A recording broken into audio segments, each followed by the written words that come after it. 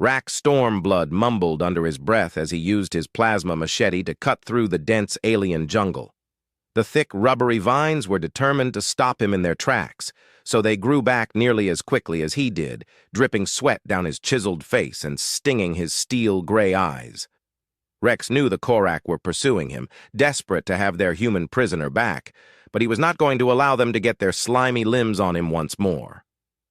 As he cut through a particularly resistant vine tangle, a spine-tingling scream pierced the muggy air. Rex's senses went into overdrive when he heard a cry, but it wasn't an animal's. Instead, it was the sound of a female humanoid grabbing his blade from straight ahead. Accelerated by adrenaline, Rex raced into a tiny clearing and stopped, startled at what he saw. A vulnerable humanoid woman appeared before him, entangled in a network of throbbing organic roots above the forest floor. The roots penetrated her alabaster skin, depleting her life force, and although the pain twisted her features, her pointed ears and opalescent eyes indicated Rex saw her as foreign. But what caught his attention was the intense desperation in her captivating eyes. She gasped in a slightly slurred but understandable English, locking eyes with him. Without hesitation, he launched himself at the base of the roots, anchoring the girl with his flashing blade. Rax fell to his knees, whispering, "I got it," as he slashed at the organic tendrils, slicing his face with each severing stroke. Her anguished groans blended with his grunts of exertion until, at last, the last root snapped, and she collapsed into Rax's arms, hugging him against his chest.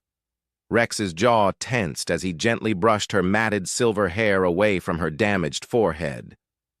"You're safe now that they'll be back," she said, her voice laced with anguish and terror.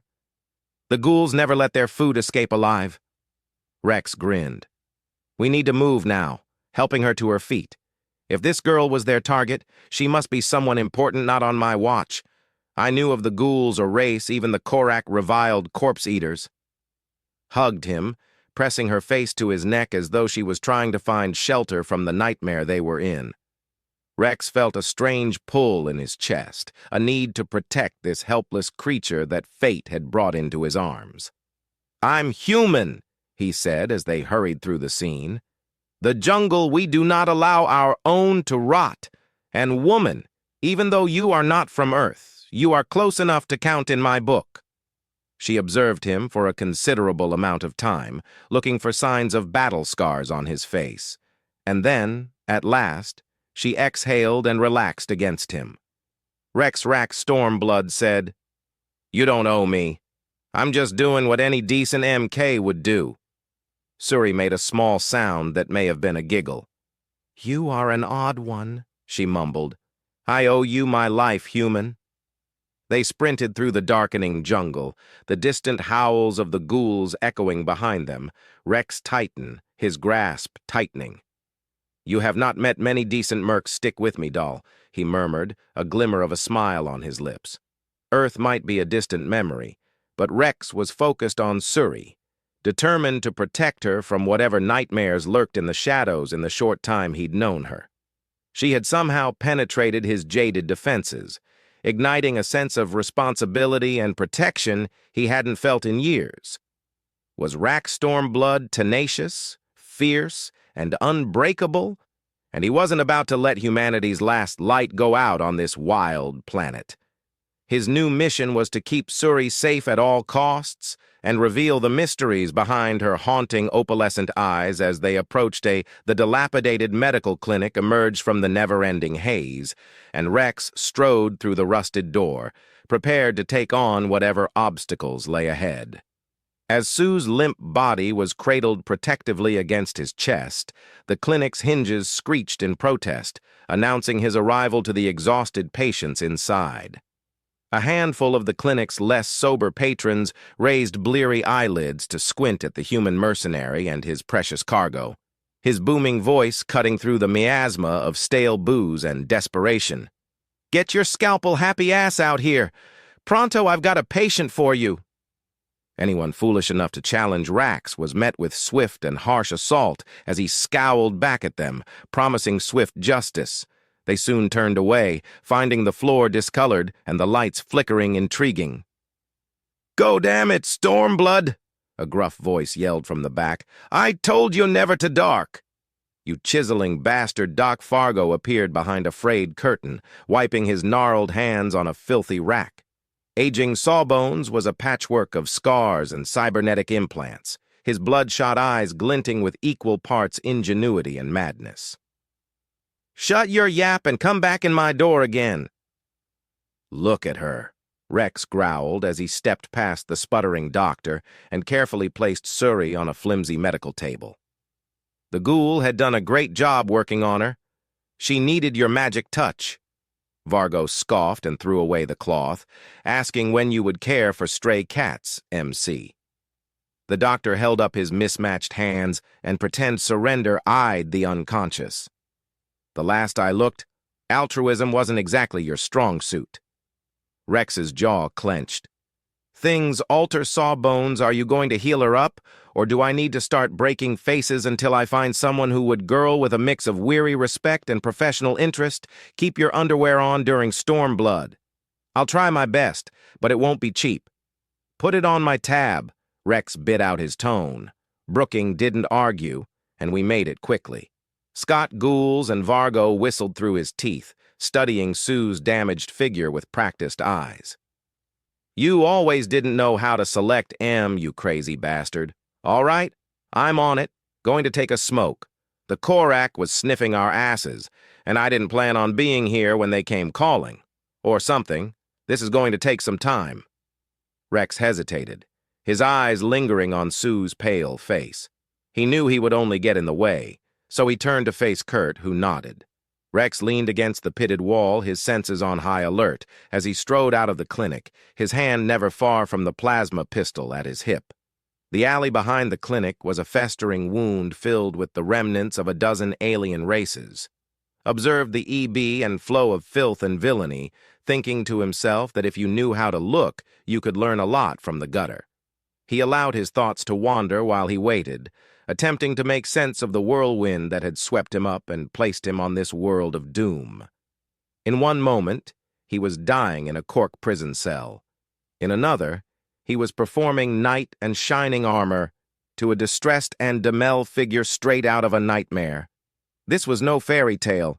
He was not a white knight.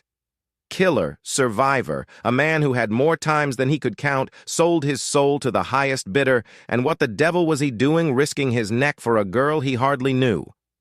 Even before the question was posed, he knew the answer, like he informed Suri that although some of his humanity remained hidden beneath layers of treachery and blood, his basic nature was still beat to that primal rhythm. Even when all hope seemed lost, Earth might still be home.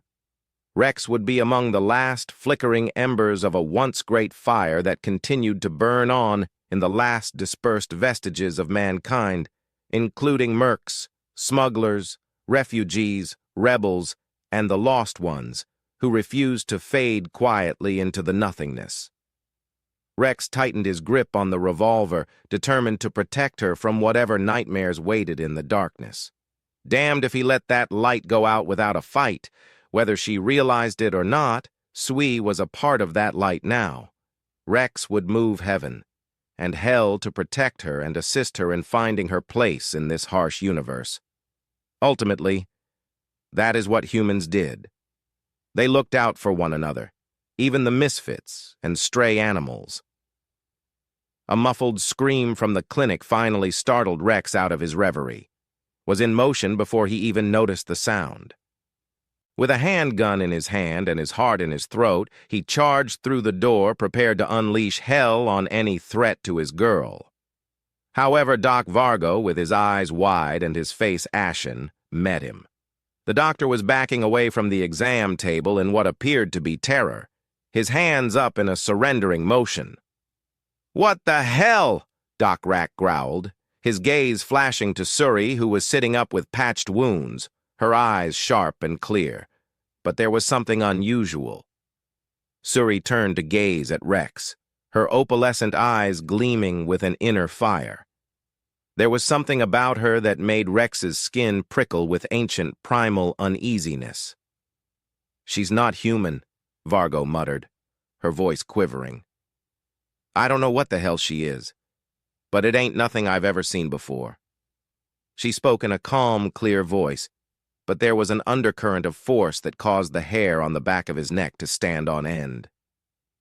I am the last of my kind, she whispered quietly. That seemed to burn right through him. Star Singers, guardians of the cosmos, and I are on a mission that will determine the fate of the galaxy. Rex glanced at her, wondering what the Star Singers, guardians of the cosmos, and I had gotten ourselves into. Raced through his mind, a weird serenity fell over him. This was it.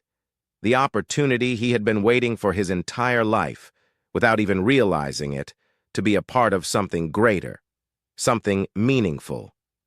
He holstered his weapon, took a step forward, and their eyes connected.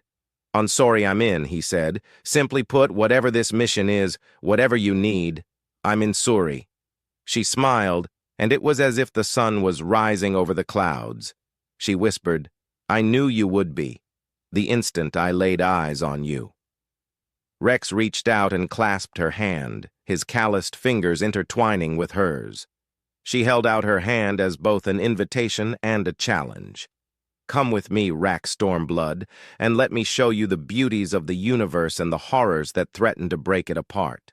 Starsinger let her slim ones lead the way as they ascended to the cosmic heights Rex suggested. Together, they left the clinic and entered the uncharted, prepared to face any obstacles the galaxy would throw at them.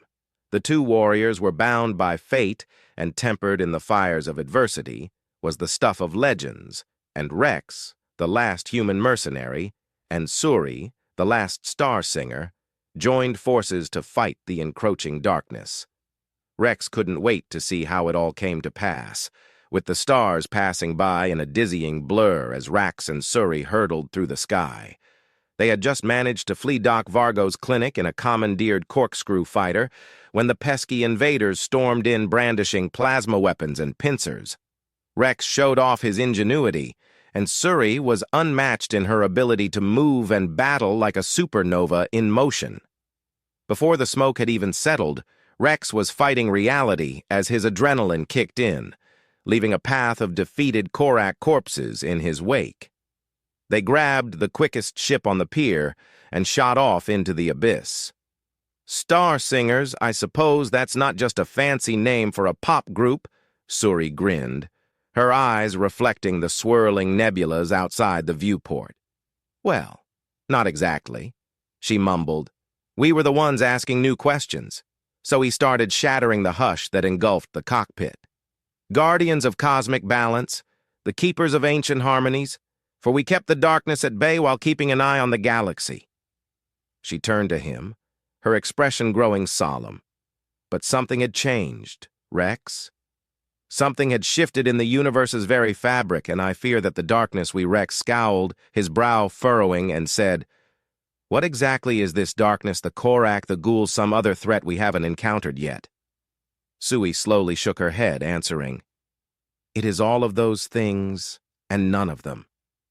Rex had a chill go down his spine, but he refused to let it show. "What's the plan, then?" She continued cryptically.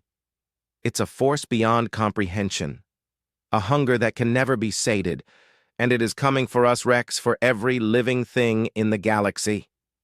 Sue's eyes gleamed with fierce determination as she stated, "We find the heart of the cosmos, which is simply the source of all life and energy in the universe.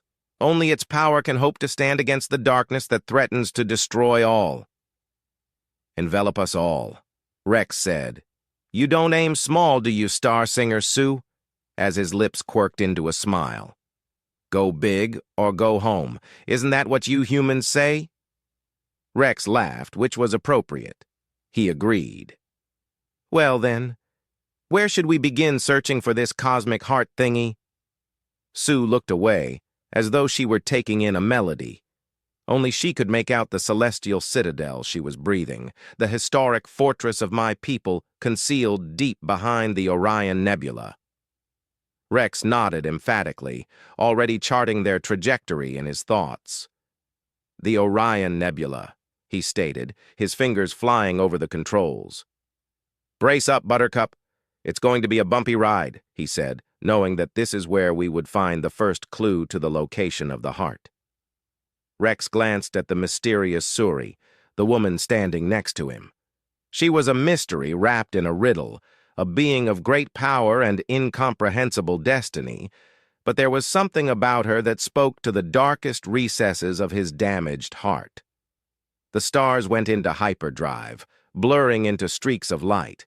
Rex recognized with a certainty that went beyond reason or logic that his mission was soul, a beacon of hope in the dark, a reminder of everything good and true in the cosmos, and that together they would locate the heart of the last of their kind, the human mercenary and the star singer, bound by fate and forged by the universe. They would stand against the darkness at all costs. They would be the shield that guarded the realms of men, the sword that sliced through the shadows. Rex marveled at how Sue's thin fingers fit so perfectly against his battle-scarred palm, ready to save the Galaxy Star vocalist he was holding. In the fires of hardship, they would not fail as the ship hurtled across the abyss. Hand in hand, heart to heart, they sailed into the unknown, the human and the alien. Muttered, his eyes glinting with a reckless grin. Suri gripped his hand. Her own smile. "Fierce and bright with you by my side, rack Stormblood, I'm ready for anything." As the guardians of the light, the defenders of all that was just and pure, and the last best hope, the mortal and the divine two souls joined forces on a quest that would echo through the ages. Darkness was approaching, but they would be prepared since they were like a dying light, and instead of going gently into that good night, they would rage against it. In the end, they would attempt, or they would die trying, since that is the path of heroes in a universe. Heroes are the most valuable resource in the world of darkness, which is why the narrative of Rack Stormblood and the famous vocalist Suri begins. It is a story of love, sacrifice, and the redemption of two souls that dared to stand against the shadows and pave the road for everyone. Who followed may their narrative serve as a light in the darkness, a reminder that hope persists even under the most dire circumstances because, in the end, that is all we have. As long as there are people who stand up for what is right, the light will never fully extinguish. Can hope to be the heroes of our own story and, if we are extremely fortunate, the heroes of someone else's as well. After all, in a galaxy of darkness, every light counts, and Rex and Suri, who have a hotter flame than most. Subscribe to watch more amazing sci-fi stories.